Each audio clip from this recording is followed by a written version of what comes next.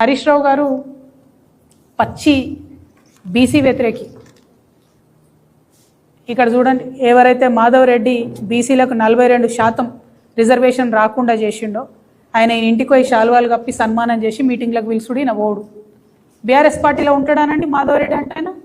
మొన్న కార్పొరేటర్గా పోటీ చేస్తే మేమందరం పిలిపించిన తర్వాత బీసీ సంఘాలు, తెలంగాణ రక్షణ సేన, జాగృతి అందరం పిలిపించినాక ప్రజలు ఓడగొట్టిరా పిలాని. కానీ ఇంకా ఉంచుకుంటారు ఎవరన్నా పార్టీలో అంటే పచ్చి వ్యతిరేకమేమని చెప్తున్నట్టే కదా. ఈ అంశాలన్నీ కూడా దయచేసి ప్రజలు గమనించుకోవాల్సిందిగా నేను కోరుతూ, మీ లాలూచి ఏందో బయట పెట్టండి. లాలూచి లేకపోతే క్విట్ ప్రో క్వో కేసు పెట్టండి. తక్షణమే బ్రాహ్మణ పరిషత్లో ఉన్నటువంటి ఆంధ్ర చైర్మన్ను, వైస్ చైర్మన్ని రిమూవ్ చేయండి. యాదాద్రిలో ఉన్నటువంటి మెంబర్స్ని తీసేయండి. మీరు తెలంగాణ బిడ్డ అని నిరూపించుకోండి. లేకపోతే నేను మాత్రం ఇప్పటి నుంచి ఎప్పుడు పిలిచినా ఆంధ్ర రేవంత్ రెడ్డి గారు, ఆంధ్ర ఏజెంటు మా తెలంగాణ సీఎం అని చెప్పి పదే పదే చెప్పాల్సి వస్తుందని చెప్పి తెలియజేస్తూ, ఏ రేవంత్ రెడ్డి అంటే అనుముల రేవంత్ రెడ్డి కాదు, ఆంధ్ర రేవంత్ రెడ్డి అనాల్సిన పరిస్థితి వస్తున్నది. ఎందుకోసం ఈ మాట చెప్తా ఉన్నామంటే, తెలంగాణలో ఉండేటటువంటి బ్రాహ్మణ పరిషత్తుకి చైర్మన్ను, వైస్ చైర్మన్లు ఇద్దరిని కూడా ఆంధ్ర ప్రాంతానికి సంబంధించిన వ్యక్తుల్ని ముఖ్యమంత్రి గారి పర్యవేక్షణలో కాంగ్రెస్ ప్రభుత్వం ఏర్పాటు చేయడాన్ని తెలంగాణ రక్షణ సేన చాలా తీవ్రంగా ఖండిస్తుంది. ఎందుకంటే మన తెలంగాణలో అనేక వేదాంగాలు చదివినటువంటి చాలా గొప్పనైనటువంటి బ్రాహ్మణులు ఉన్నారు.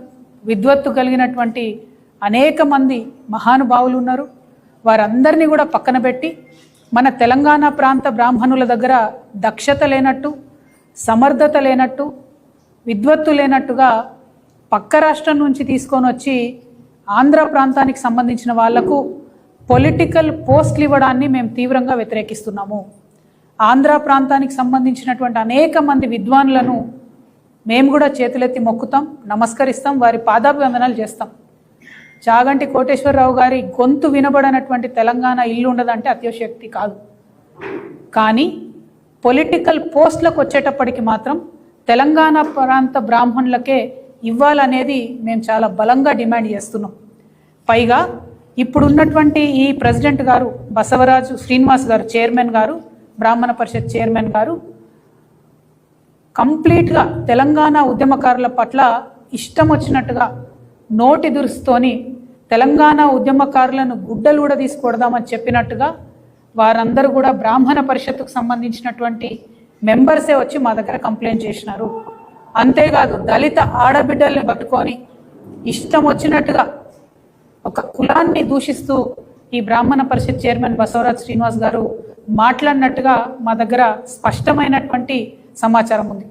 అదేవిధంగా బ్రాహ్మణ పరిషత్తులో జరుగుతున్నటువంటి అనేక అంశాల మీద ప్రశ్నించిన ప్రతి ఒక్కరిని కూడా 30 రోజుల్లో మీరు కనబడకుండా, శాల్తీ లేకుండా మీ అంతు చూస్తామని చెప్పి డైరెక్ట్గా బెదిరిస్తున్నటువంటి పరిస్థితి.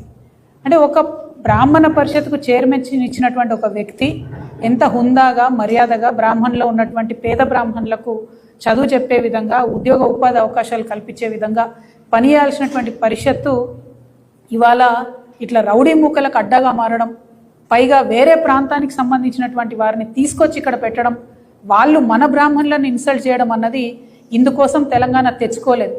ఇందుకోసం మా అర్చకులు గుళ్ళు బంద్ పెట్టలేదు. తెలంగాణ ఉద్యమంలో తెలంగాణ బ్రాహ్మణులకు ఖచ్చితంగా గౌరవం మీ అందరికీ తెలుసు. నా దగ్గర విస్పష్టమైన ఆధారాలు లేకపోతే నేను మాట్లాడనని. ఇవాళ నేను సూటిగా ప్రశ్నిస్తున్నా ముఖ్యమంత్రి గారిని. మీకు గుంటనక్క గారికి, గుంపు మేస్త్రికి గుంటనక్కకు ఏం కూడా లండన్లో లాలూచి జరగకపోతే మీరు అర్జెంటుగా quit pro quo case file చేయాలి హరీష్ రావు గారి మీద. ఎందుకోసం చెప్తున్నా, నారాయణ చైతన్య 2 కాలేజీలలో, దాంతోపాటు ఆయన మంత్రిగా ఉన్నప్పుడు ఆయన ఆరోగ్య శాఖ మంత్రిగా ఉండే KIMS, Yashoda, Apollo, Basavatarakam, Omega, Aurobindo, doctor Reddy's, Virinchi, Kamineni, ఈ అన్ని హాస్పిటల్స్ వాళ్ళ సొంత పాల కంపెనీలో మిల్చి వెబ్సైట్లో పెట్టి, నేనేమో కథలు చెప్తలేను. అంటే ఒక ఆరోగ్య శాఖ మంత్రిగా పనిచేసేటటువంటి వ్యక్తి వారి సొంత కుటుంబ సభ్యులు, వారి సతీమణి నడిపేటటువంటి కంపెనీ ద్వారా ఈ అన్ని కంపెనీలకు, ఈ అన్ని హాస్పిటళ్లకు పాల సప్లై చేస్తున్నారండి. అంటే చిన్న సన్నకు కాదు, తెలంగాణ ప్రజలకు నేను లెక్కలతో సహా చెప్తున్నా. ఈ హాస్పిటల్స్కు కోట్ల రూపాయల పాలను సప్లై చేసిరు. నారాయణ చైతన్య ఆంధ్ర సంస్థలకు, నారాయణ కాలేజీకి రోజుకు 2000 లీటర్ల పాలు, నెలకు 5 కోట్ల రూపాయల పాలు, చైతన్యకు 5 కోట్ల రూపాయల పాలు వెరసి 2018లో హరీష్ రావు గారి కంపెనీకి 8 సంవత్సరాలు నికరంగా లెక్క తీసుకున్నా కూడా ఇప్పటి వరకు 960 కోట్ల రూపాయల పాలను కేవలం నారాయణ చైతన్యకు మాత్రమే హరీష్ రావు గారు సప్లై చేశారు.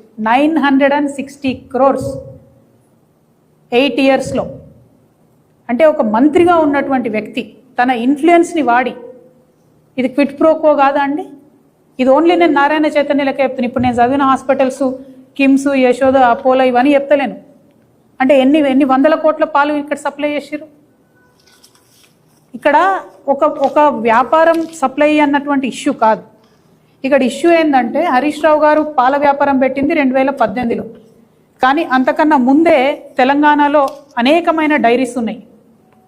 మస్కత్తి డైరీ 1965లో పెట్టింది, కరీంనగర్ డైరీ 1971లో పెట్టింది, జెర్సీ డైరీ 1986లో పెట్టింది, ముల్కనూర్ ఉమెన్స్ కోఆపరేటివ్ డైరీ 2002లో పెట్టింది, సుజలా డైరీ 2002లో పెట్టింది, వైష్ణవి డైరీ 2004లో పెట్టింది, మదర్ డైరీ ఇది ప్రజలు నడుపుకునేది, హయత్ నగర్, నల్గొండ, రంగారెడ్డి మిల్క్ యూనియన్.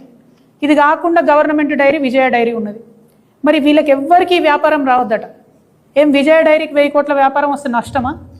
పాడి రైతులకే లాభం జరుగుతుంది కదా. నేను ముఖ్యమంత్రి గారిని విస్పష్టంగా డిమాండ్ చేస్తున్నా, మీకు హరీష్ రావు గారితో గుంటనక్కతో ఏం లాలూచి లేకపోతే, లండన్లో ఏం అగ్రిమెంట్ జరగకపోతే తక్షణమే జీవో రిలీజ్ చేయండి. నిన్నగాక మొన్న ఒక ఇంట్రెస్టింగ్ న్యూస్, సంచలనమైన న్యూస్ మన పత్రికా మిత్రుల కోసం చెప్తున్నా. మెదక్ ఎమ్మెల్యేలు అందరితో కలిసి హరీష్ రావు గారు మీటింగ్ పెట్టుకున్నారు. ఆ మీటింగ్లో కూర్చున్న ఒక ఎమ్మెల్యేనే నాకు ఈ ఇన్ఫర్మేషన్ షేర్ చేశారు. ఏమని? ఎన్టీ రామారావు గారిలాగా కేసీఆర్ గారు కూడా గొప్ప మనిషి, కాకపోతే ఆయన కొడుకుకి వారసత్వం లేదు, కాబట్టి బీఆర్ఎస్ పార్టీ నాకే వస్తుంది, మనం మెదక్లో అన్నీ కూడా గెలుచుకుందాము, తర్వాత బీజేపీతో అగ్రిమెంట్ పెట్టుకుందాము అని చెప్పి వారు స్పష్టంగా చెప్పినట్టుగా ఎమ్మెల్యే గారు నాకు చెప్పడం జరిగింది.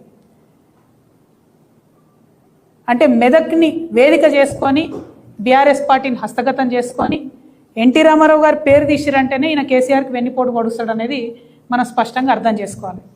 మరి బీజేపీలతో ఈయనకు అండర్స్టాండింగ్ ఉందని నువ్వెట్లా అంటావు అంటే, ఒక పేరు చెప్తున్నా రాసుకోండి, Raj Pushpa open sky villas. Raj Pushpa open sky villas, ఇది ఇంట్రెస్టింగ్ ఉంటుంది చాలా. ఈ రాజ్ పుష్ప ఓపెన్ స్కై విల్లాస్లో ఒక ఇంటి నుండి పాలల్లో పసుపు మిరియాలు కలిపి హరీష్ రావు గారి ఇంటికి పోతాయి. అంటే అది కోడ్ అన్నట్టు. అక్కడికి వచ్చే ఆర్ఎస్ఎస్ పెద్ద మనిషి మిరియాలు పసుపు కలిపిన పాలే తాగుతాడు పొద్దంతా. ఆయన ఎవరో మీరు ఇంటర్నెట్ వెతికితే మీకు తెలిసిపోతారు. ఆ పెద్ద మనిషి ఆడికి వచ్చిన రోజు హరీష్ రావు గారి ఇంటికి పాలు పోతాయి అన్నట్టు. పోగానే హరీష్ రావు గారు ఆయన కార్యక్రమాలను బంద్ పెట్టుకొని ఆ ఇంటికి పోతాడు. అక్కడ ఆర్ఎస్ఎస్ పెద్ద మనిషితో పలు దఫాలుగా మీటింగ్ జరిగింది. ఈ టోటల్ అండర్స్టాండింగ్ ఏంటంటే బీఆర్ఎస్ పార్టీని హస్తగతం చేసుకొని వెన్నుపోటు వచ్చే రాజకీయం. సరే, నేను బీఆర్ఎస్ పార్టీలు లేను, బీఆర్ఎస్ పార్టీ ఏమైతే నాకేందో అది 1000 చెక్కలైనా 3 ముక్కలైనా నాకు వచ్చేది లేదు, పోయేది లేదు. కానీ ఇక్కడ హరీష్ రావు గుంటనక్క అనేటటువంటి వ్యక్తి యొక్క వ్యక్తిత్వం తెలంగాణ ప్రజలకు తెలవాలి కాబట్టి చెప్తున్నా. ఉన్న పార్టీని, ఉన్న ఇంటిని, తిన్నింటి వాసాలు లెక్కబెట్టేటటువంటి వ్యక్తిత్వం. మంత్రిగా ఉన్నప్పుడు ఆ పవర్తో చేసినటువంటి అవినీతి పరుడిని ప్రజలకు మళ్ళొకసారి నేను గుర్తు చేస్తా ఉన్నా. ఇటువంటి అవినీతి పరుడు, ఇటువంటి వెన్నుపోటుదారుడు ఇప్పుడున్న ముఖ్యమంత్రితో వీళ్ళిద్దరికి లాలూచి. అంటే ఎటువంటి రాజకీయాలను ప్రోత్సహించాలో దయచేసి తెలంగాణ ప్రజలు ఒక్కసారి ఆలోచన చేసుకోమని నేను కోరుతున్నా. హరీష్ రావు గారు పచ్చి బీసీ వ్యతిరేకి. ఇక్కడ చూడండి, ఎవరైతే మాధవ్ రెడ్డి బీసీలకు 42% రిజర్వేషన్ రాకుండా చేసిండో ఆయన ఇంటికి పోయి శాల్వాలు కప్పి సన్మానం చేసి మీటింగ్లకు పిలుచుడు నా ఓడు. బీఆర్ఎస్ పార్టీలో ఉంటాడానండి మాధవ్ రెడ్డి అంటే. ఆయన మొన్న కార్పొరేటర్గా పోటీ చేస్తే మేమందరం పిలిపించిన తర్వాత బీసీ సంఘాలు, తెలంగాణ రక్షణ సేన, జాగృతి అందరం పిలిపించినాక ప్రజలు ఓడగొట్టిరా పిలాని. కానీ ఇంకా ఉంచుకుంటారు ఎవరన్నా పార్టీలో? అంటే పచ్చి వ్యతిరేకమేమని చెప్తున్నట్టే కదా. ఈ అంశాలన్నీ కూడా దయచేసి ప్రజలు గమనించుకోవాల్సిందిగా నేను కోరుతూ, మీ లాలూచి ఏందో బయట పెట్టండి. లాలూచి లేకపోతే క్విట్ ప్రో క్వో కేసు పెట్టండి. తక్షణమే బ్రాహ్మణ పరిషత్లో ఉన్నటువంటి ఆంధ్ర చైర్మన్ను, వైస్ చైర్మన్ని రిమూవ్ చేయండి. యాదాద్రిలో ఉన్నటువంటి మెంబర్స్ని తీసేయండి. మీరు తెలంగాణ బిడ్డ అని నిరూపించుకోండి. లేకపోతే నేను మాత్రం ఇప్పటి నుంచి ఎప్పుడు పిలిచినా ఆంధ్ర రేవంత్ రెడ్డి గారు ఆంధ్ర ఏజెంటు, మా తెలంగాణ సీఎం అని చెప్పి పదే పదే చెప్పాల్సి వస్తుందని చెప్పి తెలియజేస్తూ